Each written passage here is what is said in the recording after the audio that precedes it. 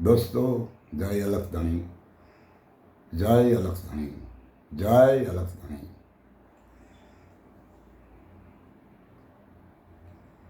દોસ્તો, આપણે ઘણા સમયથી હરિગુરુ સંત મહાપુરુષોએ આપણા દરેકને માટે જે હરિગુરુ સંતની વાતનો રાહ એમની પોતાની વાણી દ્વારા પોતાના અનુભવોને આપણી સમક્ષ રાખ્યા છે અને એ વાતને લઈ અને હું આપ સમક્ષ રજૂ કરું છું. આપને મારી વાત મહાપુરુષોની રજૂ કરેલી જે છે તે વ્યાજબી અને સત્ય લાગતી હોય તો આ વાત આ મારી ચેનલને નવા હોય તો સબસ્ક્રાઈબ કરે, લાઈક આપે, એટલા માટે કે મને અંદરથી જોશ લાગે કે લોકો મારી વાતને જોવે છે અને સાંભળે છે. અને આ વિડીયાને સાંભળવા માટે વોટ્સઅપ ઉપરના લોકો જો જોતા હોય તો એને વાદળી ક્લિક દબાવી અને વિડીયો ચાલુ કરવા વિનંતી. તો દોસ્તો ચાલો હવે આપણે રામાપીરની વાત ઉપર થોડું વિવરણ કરીએ. આજ સુધી લોકો કહે છે અને મેં તમે બધાએ સાંભળ્યું છે કે રામદેવજી મહારાજે એક સવા હાથની ચાલ ઉપર, સવા હાથની જાજમ ઉપર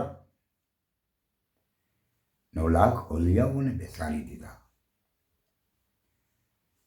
તો એ ચાદર યા એ જાજમ કોણ હશે ને કેમ હશે? તો એક કાપડની વણેલી જાજમ પાથરી હોય અને જેમ લોકો આવતા જાય અને બેસતા જાય અને એ જાજમ વધતી જાય અને પાછી તોય એ સવા હાથની જાજમ તો બારે વધે જ. આવી વાત એ નથી, આવી વાત એ નથી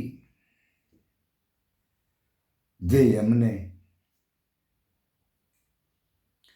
ગુરુ મહારાજનો સંદેશો મળ્યો હતો, જે વાત એમને સમજાણી હતી અને સમજાવવામાં આવી હતી. એક એ ચાદર, એ જાજમ, અને કોઈ ચુંદડી કીધી છે, કોઈએ એને ભેરખો કીધો છે, જેને જે લાગ્યું એ એને કીધું છે. ત્યારે અહીંયા રામાપીરે એને જાજમ કહી છે અને એ જાજમની અંદર 9 લાખ ઓલિયાઓને બેસાડવામાં આવે અને તો એ જાજમ વધે. બહુ સાચી વાત છે કે સદગુરુ સંત મહાપુરુષોએ જ્યારે મને તમને આ વાતને પીરસી હોય અને એ વાત યદિ આપણા લક્ષમાં આવી ગઈ હોય અને એનો આપણે દિલથી સ્વીકાર કરી લીધો હોય,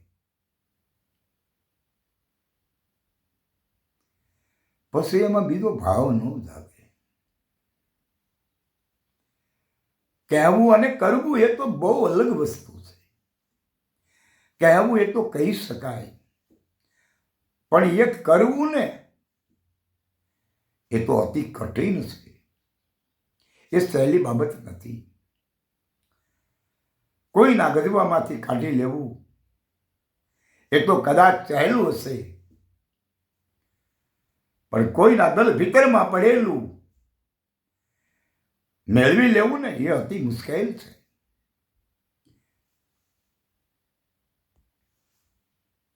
એ મેળવવા માટે પ્રેમની જરૂર છે.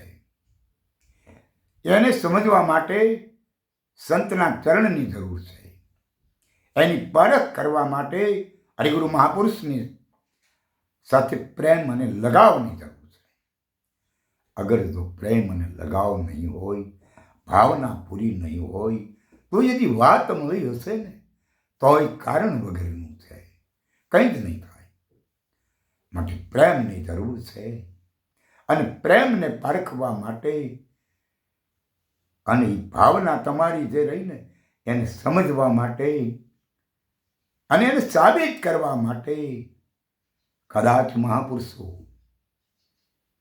ખેલ પણ કરે અને એમાંથી પસાર થવું ને એ સત્ય છે ને એ સાચી વાત છે. અને પછી જે મૂળ તત્વ છે ને ત્યાં સુધી પહોંચી શકાય, અને જ્યાં સુધી હું કે તમે મૂળ તત્વનો નિવેડો નહીં લાવીએ ને ત્યાં સુધી નહીં ચાલે. આ 9 લાખ ઓલિયાને 1.25 હાથની જાજમ ઉપર જો રામદેવજી મહારાજ બેસાડી શકતા હોય તો એ જ જાજમ આજ મને તમને જો મળી હોય તો આપણે બેસાડી શકવા જોઈએ ને. પણ રામદેવ મહારાજે પ્રીત બાંધ્યા પછી એમાં બીજું વિચાર્યું નથી. દરેક મહાપુરુષોએ પોતાના મહાપુરુષ સાથે પ્રીત બાંધ્યા પછી ક્યારેય એમાં બીજો વિચાર નથી કર્યો, એમાં સંશયનો મોઢું ઊભું નથી કર્યું. આજ આપણે વાત લઈ આવી આપણા મહાપુરુષ પાસે જઈને, અને પછી એની સાથે આપણે વિડંબના ઊભી કરીએ કે આમાં આવું છે ને આમાં આવું છે. એટલે એમાં જે છે તે તને જે વાત મળી છે તે કેમ, એ વાત અનંત પુરુષોને આપો, તમારી પાસેથી ઘટે નહીં. એક દીવા સાથે હજારો દીવા પ્રજ્વલિત હો જાય પણ આ દીવાને કંઈ જ ન થાય. એમ જે અઘાટ પુરુષની વાસ્તવિક, અગમ પુરુષની ગમ, અવિનાશી પદની સાબિતી, જ્યારે કોઈ પણ મહાપુરુષ આવીને મને તમને આપે અને તેથી જે પ્રેમ હોય ને, તેથી જે ભાવ હોય એવડો એ કાયમ રહેવો પડે. અહીં તો ઘડીકમાં રંગ ચડે ને ઘડીકમાં ઉતરે, એવા દોરંગ હારે ન બેસીએ, એમાં પચ પોતાની જાય.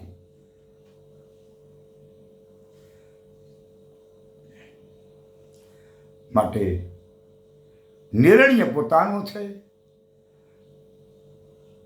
અવિચલ પદને પામ્યા પછી વાતનો વિચાર કર્યા વગર બેરખા બીજાના ફેરવવા માંડવા ને એ તો પાપ અને પંથે હાલવા જેવી વાત છે. માટે અગાઢ પુરુષને પામ્યા પછી, સત્યના પંથે ચાલ્યા પછી સત સુધી પહોંચવું હોય તો જે પુરુષ નક્કી કર્યો છે એ જ ધણી રહેવો જોઈએ. અને જો એ ધણીમાં આપણને રસ ન રહે ને તો આને રાંડ કહેવામાં આવે. આને સતી નારી નો કે. અગર સતી નારી બનવું હોય ને સતી નારી સાબિત થવું હોય તો અખંડ વરની ઓઢણી એકવાર ઓઢી લીધા પછી એમાં ક્યારેય સંકેત બીજોનો ઊભો થાય.